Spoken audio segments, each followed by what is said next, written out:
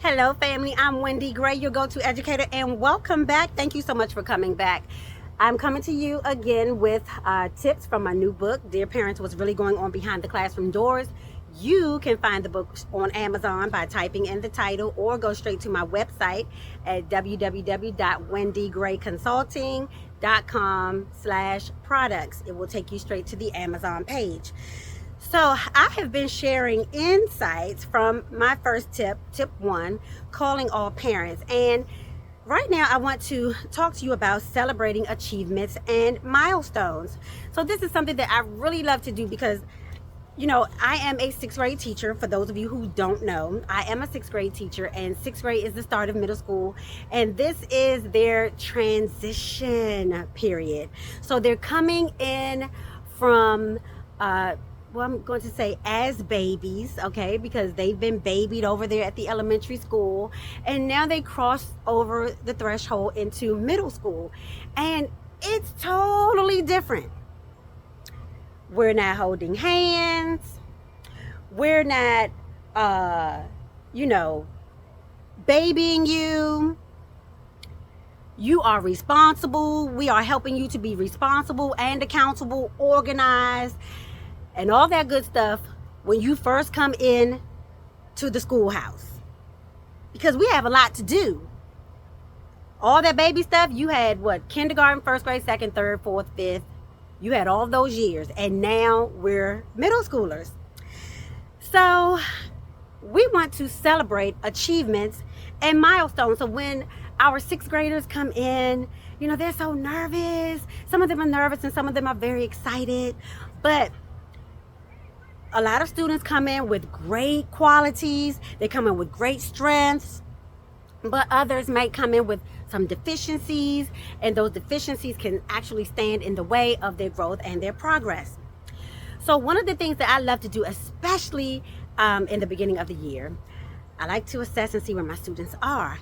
And so whatever I see their deficiency or lack is, or an area where they need to improve, I make a mental note or I write it down.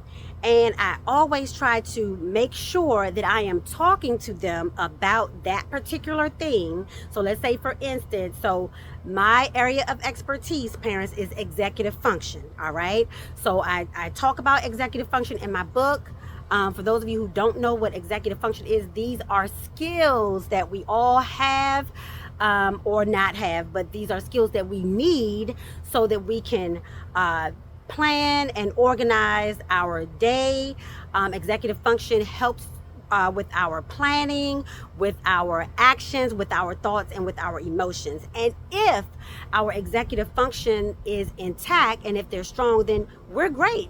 But if we have some areas where those executive function skills are weaker, then that's where we see these great deficits in the classroom. So if I see that a child is struggling with task initiation, what does that mean? That means that they have been given the task, they have been given the instructions, and it's hard for them to get started on that task.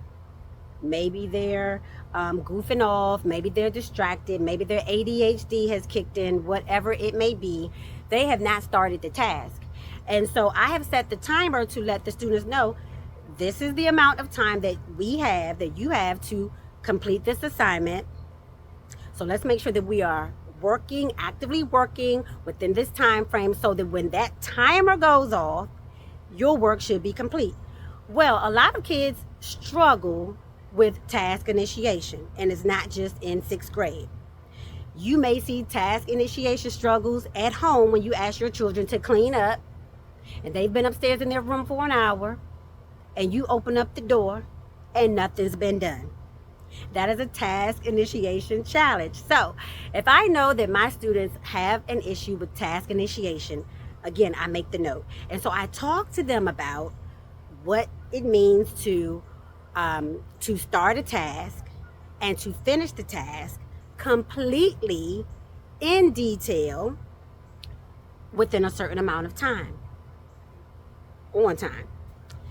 So when I see that my students are progressing in this area, I can give a shout out and I can say, hey, you know what? I know the first couple of weeks of school, you guys had to get the routine of knowing how to get started with your task, with your work. And we had a little bit of struggles going on, but I see that now you all are really doing a great job at trying your best to reduce the distractions around you. And you're making a great effort to pay attention to that timer and to get your work done. We have to celebrate those small achievements. Maybe it's a child who comes to class. Y'all, it's hot out here. Maybe it's a child who comes to class with a chaotic binder and papers are all over the place. And you take the time to make sure as a teacher that those papers are, in a binder, in a folder, neatly, that the kids have time to throw their trash away. So if you're teaching these skills, and one day you notice that you didn't have to give that cue, you didn't have to give them that time, that they automatically just started cleaning out their folder, cleaning out their binder, straightening those papers up, because they know that is an expectation, an expectation, there we go, an expectation of you. That's a milestone. So we want to celebrate achievements, and we want to celebrate the milestones. So it might not always be that A on that spelling test. That's great. But we have to celebrate the milestones. We have to celebrate, did they stay on task, start their task, and get it done? Yes, let's celebrate it. Did they straighten out their folder, organize their folder, throw away the trash, clean up their desk area? Yes, we're celebrating that milestone. Did they realize that the distractions are around them or beside them, and they asked if they could move their seat because they don't want to be distracted and they want to get their work done? That, my friend, is a milestone. So we want to celebrate these milestones in the classroom. We want to celebrate these milestones at home, whatever those milestones are. I'm telling you, your children need to know that you are celebrating them, because we don't want the world celebrating them. Because if the world celebrates them, then they're going to follow the world, and then the world is speaking louder than you. We don't want that, because God has great things in store for our children. So let's celebrate our children. Again, if you need to reach out to me, I am available. You can find me here, send a comment, make a comment in the comment box, like, share, comment. Email me. If you go to my website, I have an email list. Make sure that you join the email so that I can give you some helpful information. But don't forget to pick up your copy of the book and get one for a friend. Invite me to your school. Ask your principals to check the book out so that we can have some great discussions around the topics here in the book. I'll see you later in the next video. Bye.